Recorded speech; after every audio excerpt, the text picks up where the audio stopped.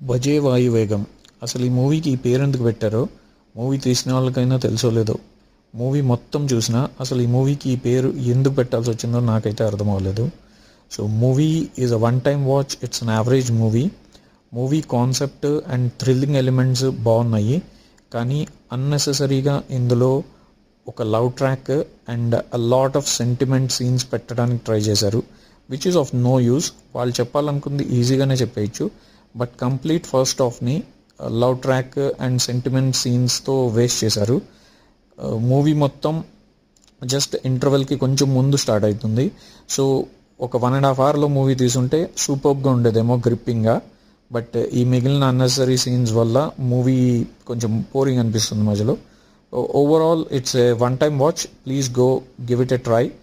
చూసి మీకు మూవీ ఎలా నచ్చిందో కమెంట్స్లో చెప్పండి. Please do like and subscribe.